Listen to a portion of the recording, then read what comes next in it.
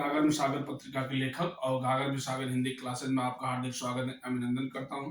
पिछली वीडियो में जैसा कि आपने देखा कि पिछली वीडियो में भाषा के अंतर्गत जो भाषा के विविध प्रकार थे या विविध रूप थे, उसमें हमने राजभाषा और राष्ट्रभाषा का अध्ययन किया। आज उसके आगे जो उसके विविध रूप थे या विविध प्रकार थे, उस पर हम बात करेंगे। जो राजभाषा और राष्ट्रभाषा का हम लोग अध्ययन करें। आज हम उसके आगे जो आती है मानक भाषा। मानक भाषा, मानक भाषा किसे कहते हैं? मानक भाषा, मानक भाषा किसे कहते हैं, इस पे हम बात करते हैं कि मानक भाषा किसे कहते हैं। ठीक ना? तो इसे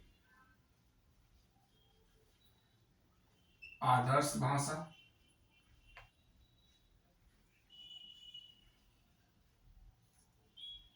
इसे आदर्श भाषा, परिनिष्ठित भाषा,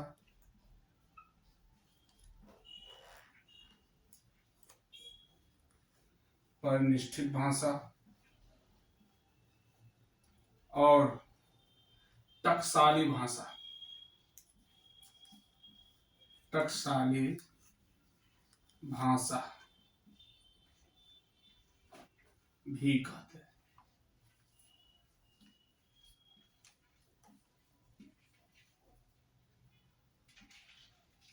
मतलब इसको परिनिष्ठित भाषा और आदर्श भाषा, जो मानक भाषा है उसको हम आदर्श भाषा भी कहते हैं, परिनिष्ठित भाषा भी कहते हैं और टकसाली भाषा भी कहते हैं। ये क्वेश्चन जान लीजिए कि टीजीटी में एंड पीजीटी एंड नेट यह क्वेश्चन कई बार आ चुका है कि किस भाषा को परिनिष्ठित भाषा कहते हैं। परिनिष्ठित भाषा किस भाषा को कहते हैं? तो कहा जाता है मानक भाषा। ये कई बार टीजीटी में क्वेश्चन आ चुका है। ठीक है, तो ये जान लीजिए कि जो मानक भाषा होती है इसको आदर्श भाषा भी कहते हैं, जिसको इंग्लिश में स्टैंडर्ड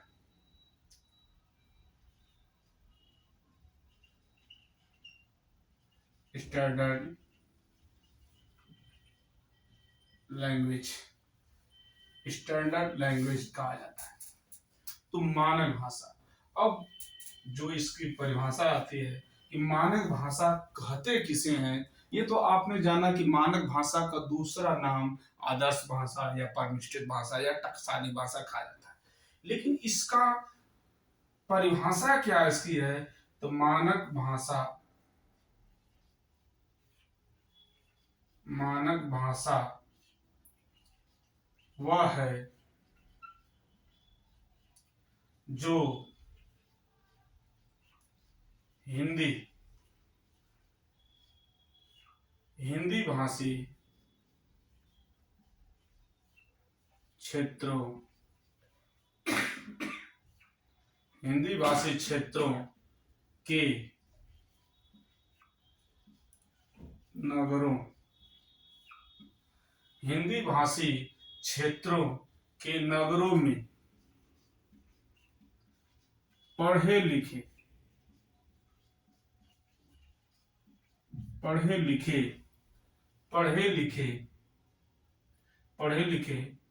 लोगों द्वारा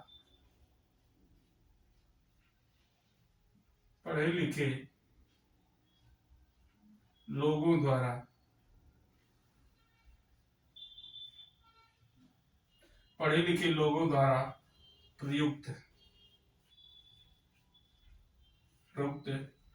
होती है। मतलब मानक भाषा वो होती है जो नगरों में, नगर मतलब होता है शहरों में, जो शहरों में बसने वाले लोग होते हैं, तो वहां पे जो शहर में बसने वाले लोग होते हैं वो अधिक से अधिक शिक्षित होते हैं, प्रबुद्ध होते हैं, तो उनके द्वारा जो भाषा प्रयुक्त की जाती है उसी को हम क्या कहते हैं? मानक भाषा कहते हैं। या दूसरी परिभाषा इसकी बन सकती है कि जिस भाषा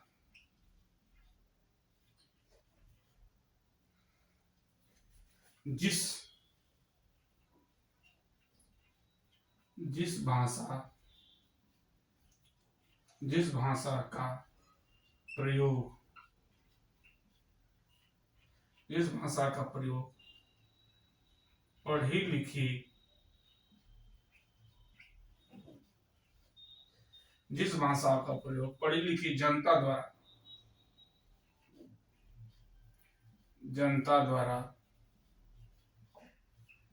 किया जाता है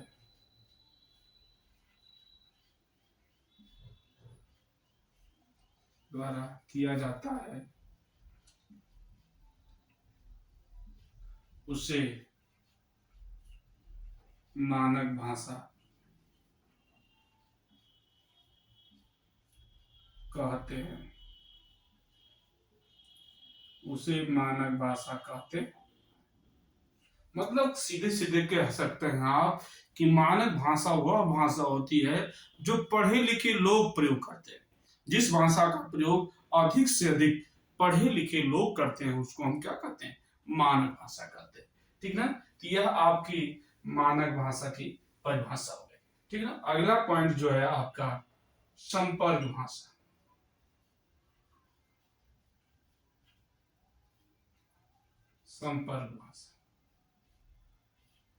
संपर्क भाषा किसे कहते हैं, इस बात को ध्यान रखिएगा। संपर्क भाषा को सेतु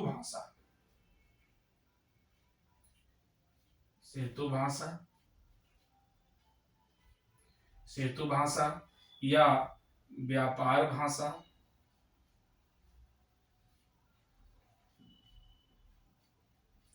या इसका एक और नाम है वाहन भाषा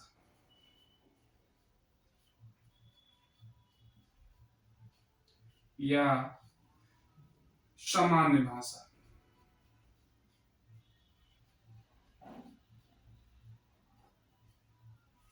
जो संपर्क भाषा है उसको सेतु भाषा, व्यापार भाषा, वाहन भाषा या सामान्य भाषा के नाम से भी जाना जाता है। अब संपर्क भाषा कहते किसे, अभी जान लीजिए कि संपर्क भाषा किसे कहते हैं। संपर्क भाषा, तो संपर्क भाषा जब दो या जो भाषा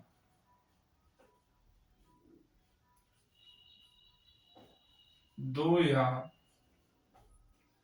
दो से अधिक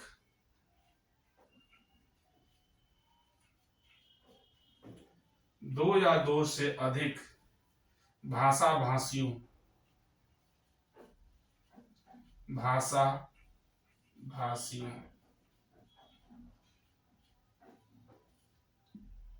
कह रहा है कि जो भाषा दो या दो से अधिक भाषा भाषियों के बीच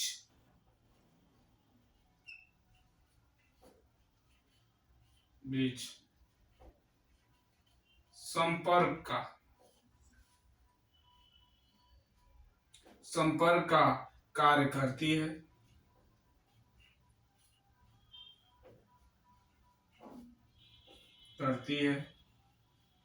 उसे संपर्क भाषा कहते हैं।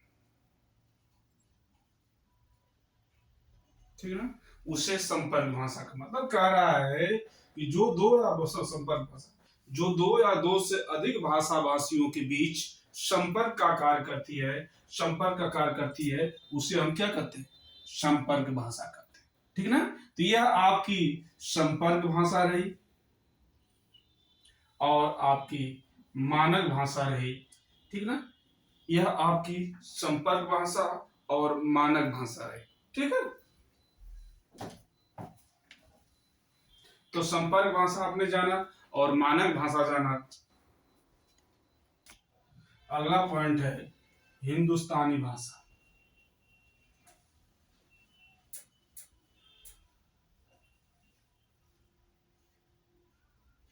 हिंदुस्तानी भाषा, ठीक ना, तो हिंदुस्तानी भाषा कहते किसे हैं? एक चीज ध्यान रखिएगा, जो हिंदुस्तानी नाम है वो अंग्रेजों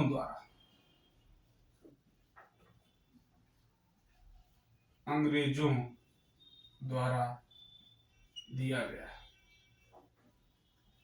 किसके द्वारा दिया गया? अंग्रेजों के द्वारा।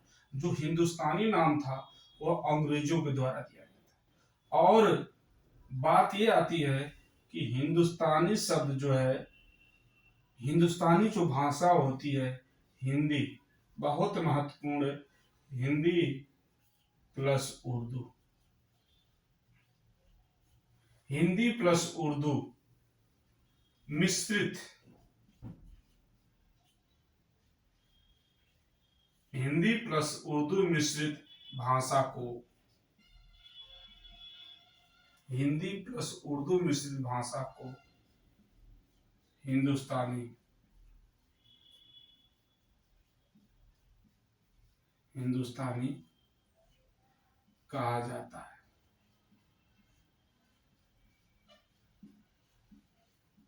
मतलब यह बड़ा महत्वपूर्ण है, इस बात को ध्यान रखिएगा। यह पूछ देता कभी कभी कि हिंदुस्तानी भाषा क्या है, तो हिंदी और उर्दू का मिक्स रूप होता है, मिक्सचर रूप होता है।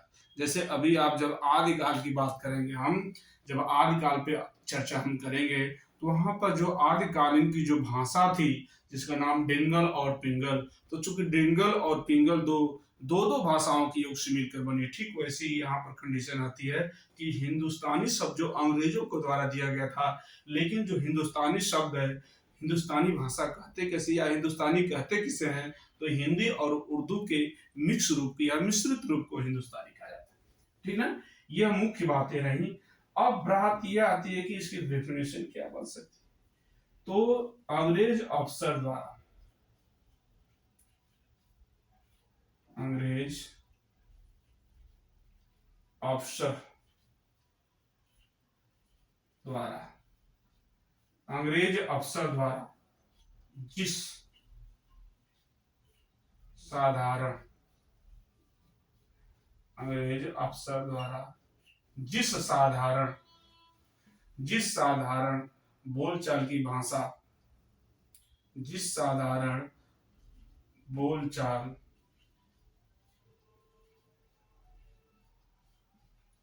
बोलचाल की भाषा, जिस साधारण बोलचाल की भाषा का प्रयोग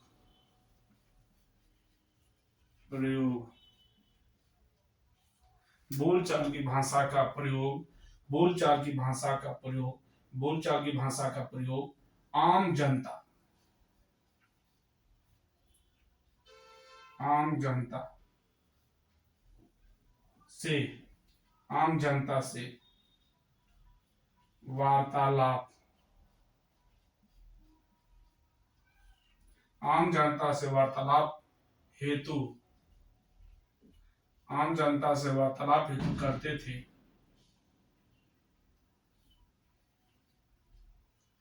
उसी को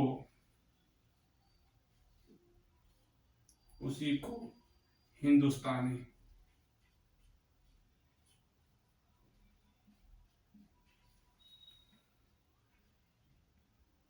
हिंदुस्तानी कहा जाता है।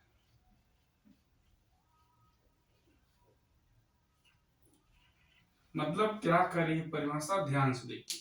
कह रहा है कि अंग्रेज अफसर द्वारा जिस साधारण बोलचाल की भाषा का प्रयोग आम जनता से वार्तालाप हेतु या आम जनता से बात हेतु करते थे, उसी को हम क्या कहते हैं? हिंदुस्तानी भाषा। अब प्रश्न ये बनता है, इसमें जो बात आती है, जो महत्वपूर्ण बात यह है कि इसमें जो हिंदुस्तानी शब्द है, इसमें तत्सम तत्सम शब्दों का प्रयोग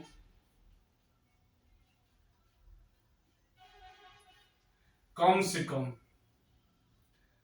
तत्सम शब्दों का इसमें तत्सम शब्दों का प्रयोग कम से कम होता है।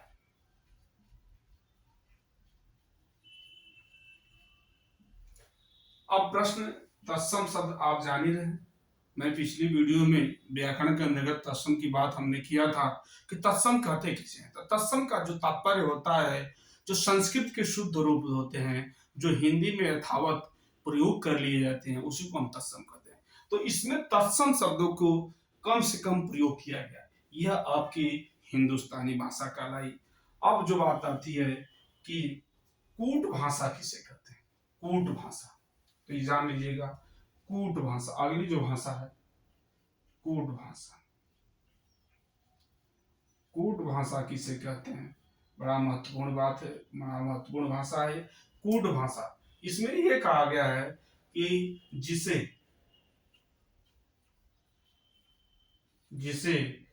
कुछ बताकर, जिसे कुछ बताकर, जिसे कुछ बताकर कुछ छिपाने की, जिसे कुछ बताकर कुछ छिपाने का उद्देश्य,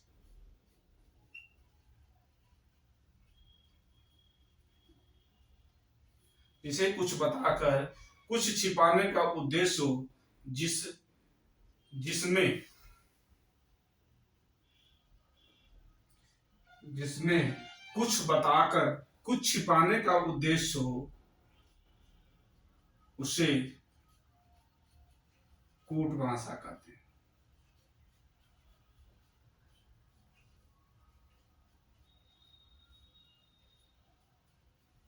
जैसे कुछ बता करके कुछ छिपाने की बात हो, या कुछ बता करके या कुछ छिपा लिया जाता हो, उसी को हम क्या कहते हैं, कूट भाषा कहते हैं। इसका प्रयोग जो होता है, जितने भी कूट भाषा, इसका प्रयोग इसका प्रयोग इसका प्रयोग हिंदी काव्य में, इसका प्रयोग हिंदी काव्य में मनोरंजन हेतु,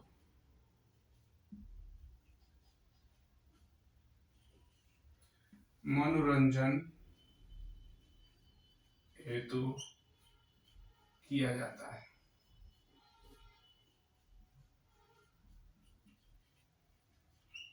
कूट भाषा का प्रयोग मनोरंजन के लिए किया जाता है।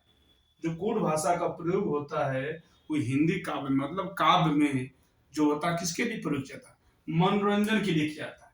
जान लीजिए, कूट भाषा का प्रयोग जैसे कबीरदास की उलटबासियां, इसमें कूट, कबीरदास की उलटबासियां कुछ कहती हैं, कुछ छिपा लेती हैं, ठीक है। तो इस तरीके से जो इसमें आप ले सकते हैं कि कबीरदास की उलटबासियां, व्यापारी, व्यापारी, गुप्तचर,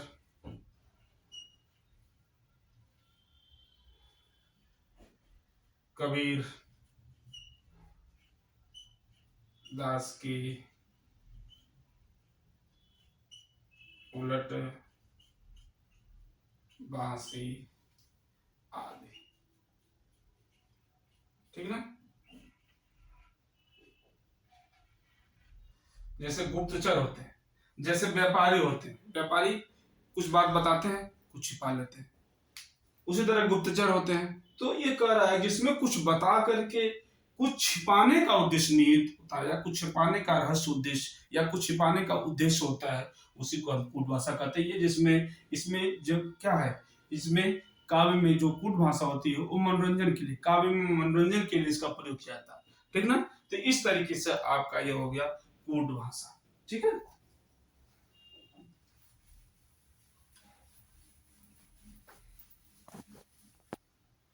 अब स्रोत भाषा किसे कहते हैं। अगली जो भाषा है, जो भाषा के विविध रूप में था, स्रोत भाषा कहते किसे। तो स्रोत भाषा जिस भाषा जिस भाषा जिस भाषा का अन्य भाषा में अन्य भाषा में जिस भाषा का अन्य भाषा में अनुवाद होता है, अनुवाद होता है। कह रहा है कि जिस भाषा का अन्य भाषा में अनुवाद होता है उसे उसे स्रोत भाषा कहते हैं।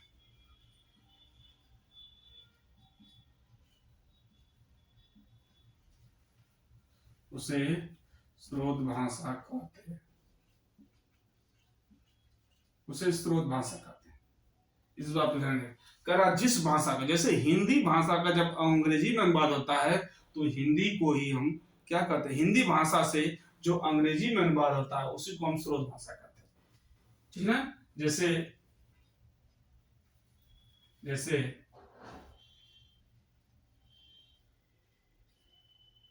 हिंदी से अंग्रेजी, हिंदी से अंग्रेजी में अनुवाद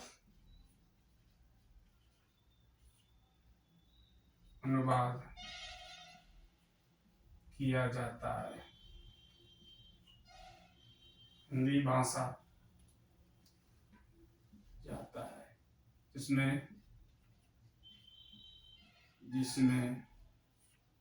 हिंदी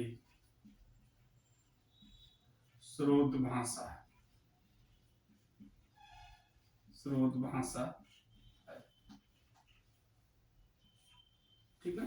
मतलब जिस भाषा से दूसरे भाषा में जो अनुवाद किया जाता है वही आपकी जो पहली भाषा होती है उसको हम स्रोत भाषा कहते हैं। ठीक है। अब दूसरी जो भाषा आती है लक्ष्य भाषा। एक दूसरे के पूरक है, समझिए, एक दूसरे के। लक्ष्य भाषा कैसे किसे, तो जिस भाषा से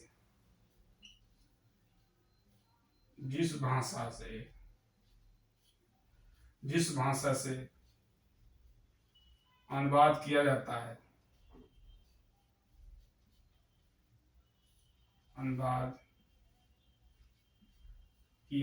है, जिस भाषा से अनुवाद किया जाता है वह मूल भाषा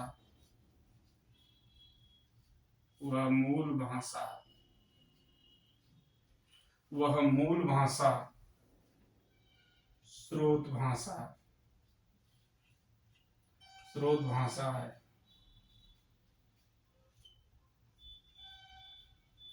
मतलब जिस भाषा से अनुवाद किया जाता है वह मूल भाषा, अभी आपने परिभाषा ऊपर देखा, वह स्रोत भाषा कहलाती है, स्रोत भाषा है। और उससे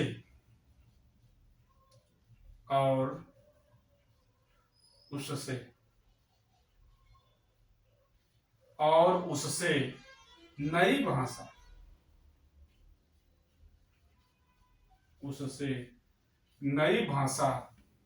उससे नई भाषा में अनुवाद करना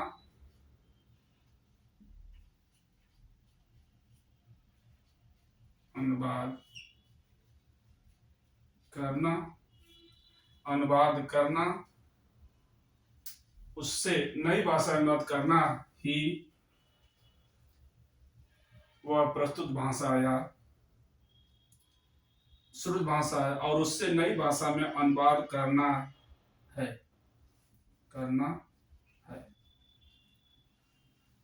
ठीक ना।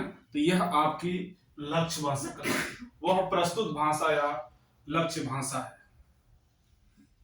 वह प्रस्तुत भाषा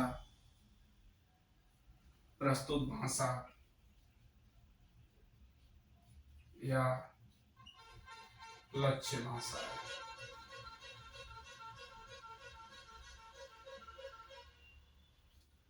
प्रस्तुत भाषा या लक्ष्य।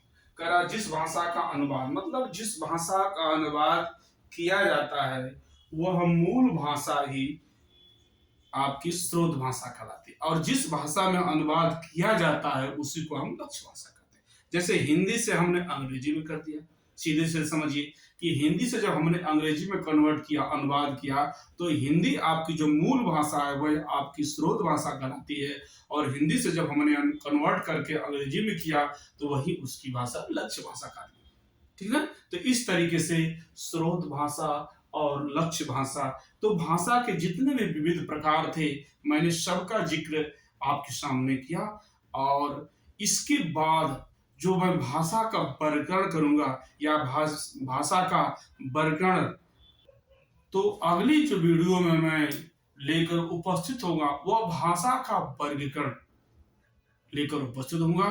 और इस वीडियो में जो भी आपको समझ में न आया हो वो कमेंट के माध्यम से मुझे बताने का जरूर प्रयास करेंगे। तब तक के लिए धन्यवाद।